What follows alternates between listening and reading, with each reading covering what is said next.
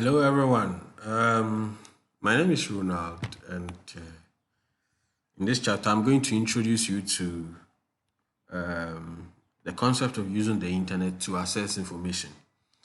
You are aware that smartphones these days, okay, has internet on it, and I'm sure most of you with your laptops, with your tablets, and your smartphones, you're able to access the internet to for various purposes. So in this chapter, I'm going to introduce you to certain concepts and certain things that will make you understand and enhance the way you search for information. So here is our learning objectives. By the end of this lesson, you should be able to explain what the internet is, and you should be also be able to know the history of the internet, how the internet came about. You should also be able to access the internet using various tools, and then you should understand the uses of the internet. Then you know the internet on your phone is not just there for you to play around with it, but it has its uses. And then you should be aware of some of the misuse of the internet. Now, I'm sure you have a pre-knowledge about what the internet is. We all usually call it the net. Okay, when someone asks, I'm going online, I'm going to the net, means basically the person is talking about the internet. It is basically a global network of computer networks. So we have thousands and thousands of computers that have been networked together around the globe. And that is what makes the internet. Without the and thousands of computers that are interconnected, there wouldn't be an internet. And we should also understand that the internet, one person does not own the internet. It is not centrally controlled. Nobody owns it. You understand?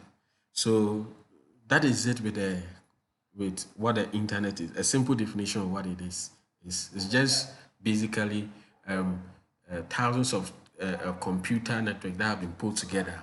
Okay, that's what makes it to be called an internet. Now, having explained the concept of what an internet is, let us also try and understand what a computer network is, because we said the internet is a networked computer over or network computer globally. You understand? Now, a computer network simply means a group of computers that are connected to each other so that they can share information, electronic data, etc. You understand? That is simply the meaning of a computer network. So when you have one computer joined to the other, okay, for the purpose of sharing maybe software data, for the purpose, the idea of network is to be able to share. You understand? Is to be able to share. So when you have one computer being linked to the other, okay, and this one linked to the other, okay, that is what we call a computer network. So it can either be the computers can be linked maybe through cables, it can be cable, it can be wireless, it can be telephone. You understand? Yeah. Now, have you understood the concept of what a computer network is? I want us to understand some of the types of the computer networks. So we have the local area network. That is when you're able to connect over a short distance.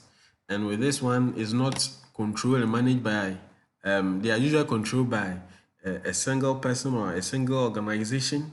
So you come to an area that plays a very short coverage. You have computers that have been linked to each other. That becomes a local area network. Then we have the wide area network. With the wide area network, devices are relatively connections are relatively done on large distances. The internet itself, okay, the internet itself is a one. You understand? The internet itself is a one because you have one computer here linked to each other. You get it? So that is the explanation of what a wide area network is. Then we have the campus area network. It is connections of local area networks within a large campus. So, for instance, if you go to University of Cape Coast, they can have a campus area networks. It's just simple. You know, the campus area network comprises of local area networks that have been put together. That makes it the campus area network. So we have shorter distances, maybe this department, as long as they come together, they form a campus area network. You understand? Now, another type of a computer network is the metropolitan area network, which is the MAN. So usually in a city where there are internet connections, okay, like maybe a metropolitan, where there are internet connections, that becomes a metropolitan area network. You know, in Ghana, it's difficult for a city to be networked. So I'm not sure you have one in Ghana here. Now let's look at another concept, internet protocols or protocols. Now, I'm sure that when you communicate with your friend or with a fellow, that person understands you based on the language you're using to communicate. You understand? Now, internet protocol simply means that the rules that computer network uses or it helps for them to be able to communicate without any conflict. So when one computer is able to communicate with this one, maybe via cable or wireless, okay, without any conflict, that is an internet protocol. You understand? Now, the protocols will determine the type of network the computers are using, whether it is peer-to-peer or it's a client-server machine. You understand? And then the standard protocol is what we call the transmission control protocol and internet protocol. You understand? That is the TCP slash IP. You understand? So that is the standard internet protocol that is being used. So in exams, when they ask you what's the standard internet protocol, you know what to mention, the transmission control protocol, TCP stroke IP. Now, let's look at a brief history of what the internet is. You know, the concept of the internet began in the 1960s. It was the US Defense Department, and they had a project they were doing. The project of that, the name of that project was called the Advanced Research Project Agency, ARPA. They wanted to create what they call the ARPANET, ARPANET. Now, the purpose of that project was to make scientists, okay, link, okay, or connect from different locations so that they can share information work on either science or military to enhance the military what research. So that was the idea. So scientists began to look for ways where they can connect their computers from various locations so that they can be able to share information on their research so that the military, okay, can go on. Now, another reason why this project, the ARPA, was initiated was to make to build a network that will make it function even if there is a natural disaster. So maybe if there is flood or maybe there is fire or maybe there is something, the internet is supposed to work. So that was the concept that brought about. That was when people started thinking about how the internet came about. Now the ARPANET had four main computers located in the US. We had one at the University of California, Los Angeles, the University of California, Santa Barbara, the Stanford Research Institute, and the University of Utah. So these four campuses had computers that were networked together. You understand? So since these four campuses had a networked computer, the idea was to promote research, science and research in military, and then to make the internet function without what, even if there's a natural disaster. So these four main campuses where in the 1960s, the ARPANET project began. Now, fast forward, there were several modifications in the 1989 that gave birth to the www. You know, when you want to type a website address, you have to add the www. In the 1989, that concept of www emerged, where the internet had been improved to the extent that multimedia had been given to it. That is text, that is graphics, audios, videos, etc. So we're going forward. Understand? Then in the 1990, the HTTP hypertext transfer protocol was created to enable networks to be used for browsing. So the HTTP made it possible that if I pick my phone, I can be able to browse the internet, can be able to access information that's been put online. Then in 1995, the network computer systems of Ghana became the first country in the Sub-Saharan Africa for us to what? Have access to internet. So prior to that, Ghana didn't have any form of internet. So it was in 1995 that the network computer system made it possible for Ghana to also have internet. Now, let's look at this concept of accessing the internet. When we say access simply means that be able to give away. So, as to be able to access the internet is a process whereby an individual, aided by a mobile device, computer networks, is able to access the internet. And the internet is provided by an internet service internet service provider. That is an ISPS. MTN is an ISPS because they provide internet, data, Tigo, Vodafone. So now the ISPS, that they all provide internet through the public using a certain technology. So when you take your phone and you buy data on it, maybe on MTN, the MTN becomes your ISPS. Now, there are various forms of connections to be able to access the internet. It is either you will be able to connect the internet through a dial-up access or through a broadband access.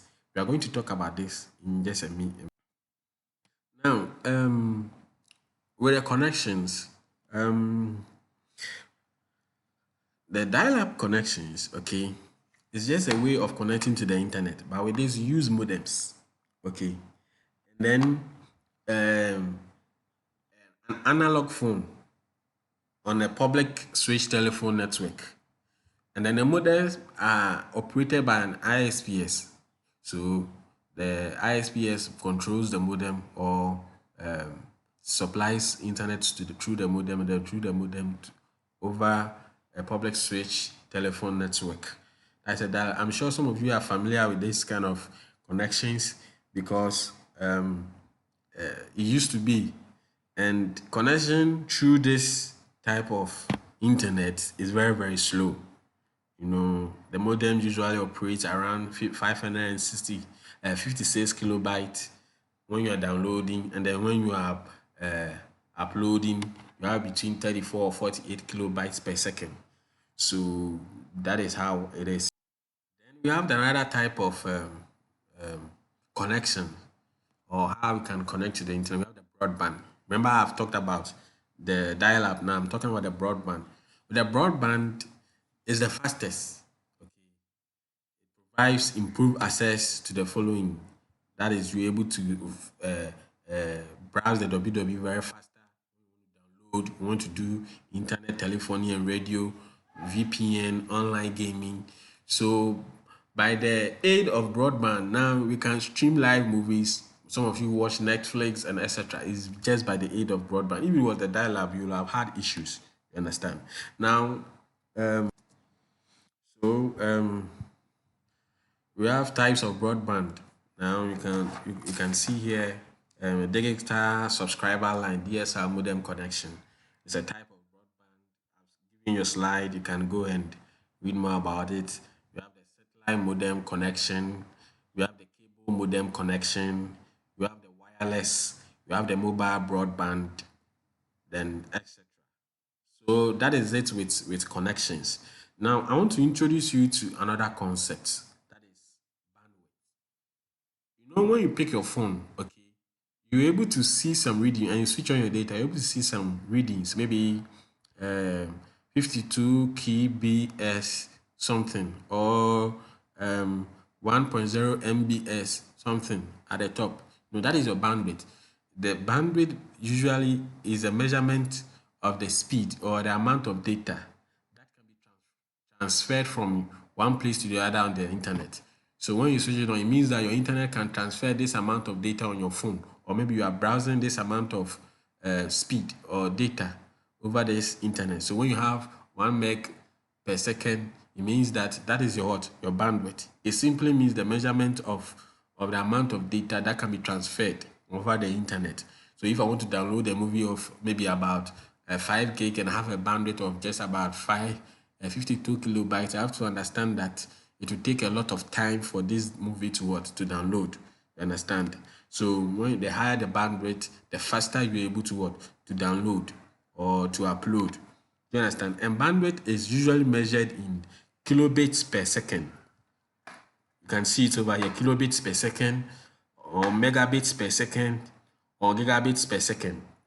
So when you have a network that connects at maybe 512 kilobytes, it means that it can nominally send and receive 512,000 bits of information per second.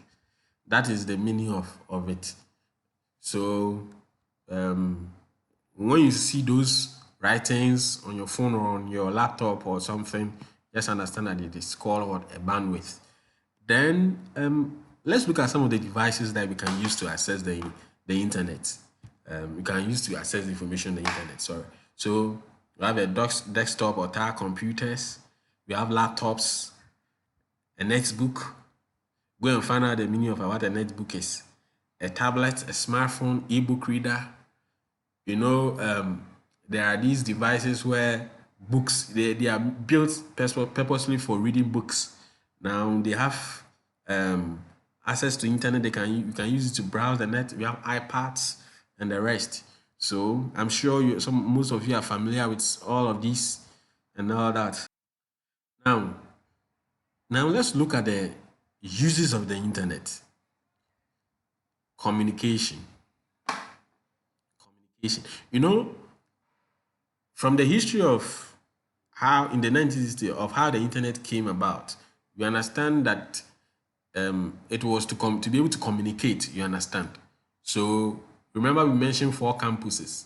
So from this campus to this campus, they are networked in such a way that they can be able to communicate. So one of the main uses, the primary or the basic aim of the internet has been to be able to communicate. You understand? To communicate. Now you can use email, you can use chat, you can use a blog, a video conferencing, or a voice call, or social networks to be able to communicate. It's all aided by the internet. So when you take your phone and then you do a video call, you need internet to be able to make a video call. When you take your phone and you chat on WhatsApp, you know, that is a way of communicating. You understand? If you send me an email now, it's a way of communicating. All right. Now, another use of information is information dissemination. You understand? So, by the use of the internet, one can easily disseminate information. So, when you go online, you can see advertisements, you can see announcements, you can see speeches all over. It's all to disseminate information. Now, if government of Ghana wants to communicate something to the public, one of the medium uses is to use the internet. Understand? So that is a way of using the internet. Another major point is education and research. You know, throughout your course of study, you need to do research, a lot of research. You know, a lot of reading and research. Okay, so you need internet to be able to access information online. You need internet to be able to browse academic databases. You need internet to be able to browse scholarly articles. You need internet to do your assignment. You need internet to read a lot of stuff. So you can never underestimate the importance of the internet in education and research. Aside that, there are a lot of things online that you can learn. There are a lot of tutorials, there are a lot of blogs, there are a lot of things you can learn in your course of study. You can learn a new skill there. Someone has learned how to play a piano online. Someone has learned how to program a software online. Someone has learned how to do a lot of stuff online. So the internet is a good source of education and research. You understand? Now, another use of the internet is entertainment. Entertainment. If you feel bored, you can just start a WhatsApp chat with a friend. Okay, it's a form of entertainment. When you feel bored, you say, "Hey, Kweku, how are you?" And you start chatting, especially some of you ladies, you like to gossip, forgive me, and all that. So that's how it is. You can be listening to music, you can download music, you can download movies. In fact, a while ago, I was downloading movies. You understand? Yeah. So it's a source of entertainment. Okay. You can listen to, instead of going to buy now, you can have access to it free online and all that. Then we have online services. Another major use of the internet is online service, where you can do your bank transaction online. Now most of the banks have apps where you can withdraw money through banks, where you can deposit money online and all that, or you can buy your tickets online. Everything is now online. You understand? I remember sale of admission forms for schools used to be how do you call it? But now it's online, so you buy it online and you go your way. Understand? E-commerce. E-commerce simply means electronic commerce, that is doing business online. So when you have a something like Jumia, okay, you can buy product from Jumia and within days it's delivered to you. So these are some of the importance of some of the uses of the internet. So you go on Kiku, you can order stuff there and then you get it. Yeah, you go to Tonaton, you can sell. You personally can sell there. Even Jumia, you can sell there, and all that. So e-commerce, as the internet has revolutionized a lot of things. Okay, and some types of e-commerce are what is listed here: business to business. Okay, where I'm an organization or a business entity, I sell to a different business entity. That becomes a business to business. You have your business, okay?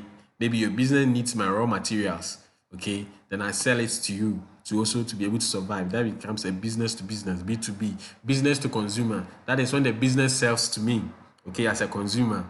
Like for instance, maybe Jumia or maybe a shoe factory. They sell shoes that I go and buy for my own consumption. Then business to government. That is when an entity deals directly with a government organization. That becomes a business to government BSG. Then consumer to consumer.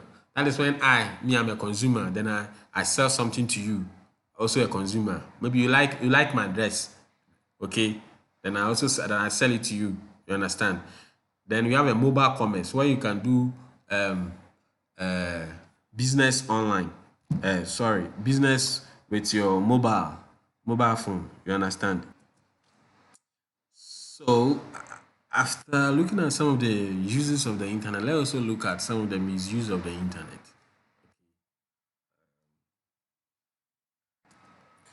Now, pornography, okay,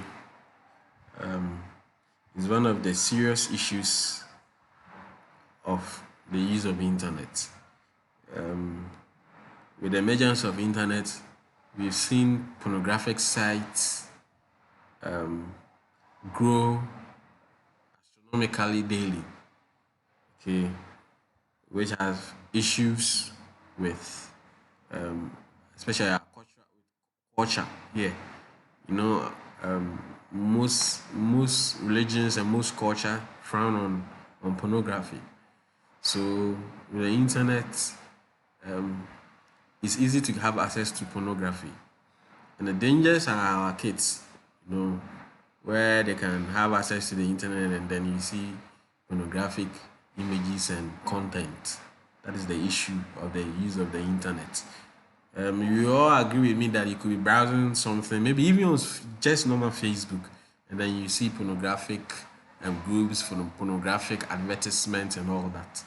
So that is the issue. Another serious issue is identity theft or fraud, where someone can steal your personal information online and then use it to fraud somebody. We have issues where people's Facebook account has been hacked and have used it to demand for money and other things from people. I mean, we have cases where credit cards and Visa cards and other information of people have been hacked and gotten access to and been used to do something. So identity theft is as a result of using somebody's identity, okay, to benefit yourself. So if I steal your bank account or your credit card and I use it to buy something, okay, that becomes an identity theft. You understand? So that is the issue over here.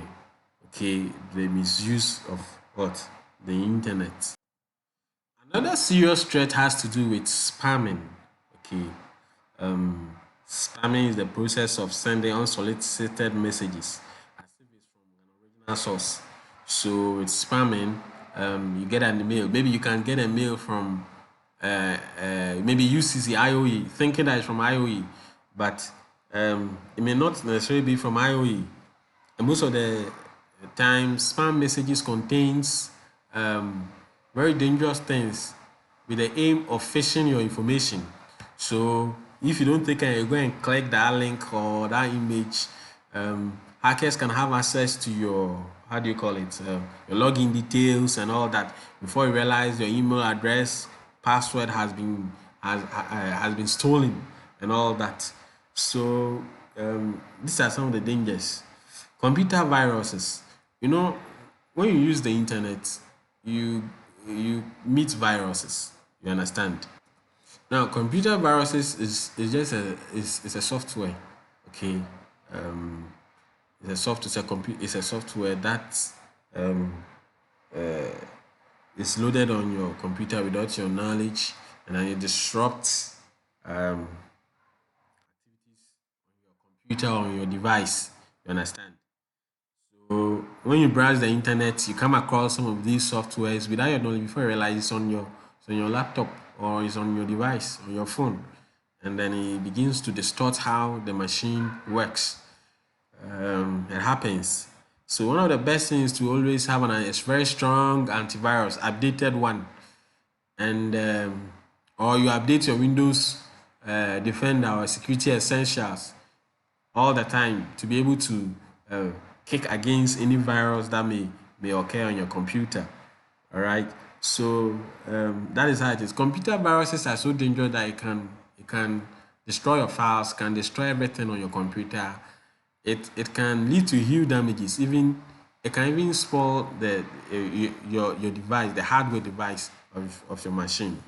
You understand? So these are some of the misuse of the internet. I think I'm done with this presentation. Forgive me if I left something out, and forgive me for my style of presenting online. It's probably my first time. So if you have any question, email. My email is here. You can see rorema@gmail.com, or you can just send me a WhatsApp, or you can just call me. If you have any question with regard to this chapter, I'm always available, and you can always reach out onto me. Thank you.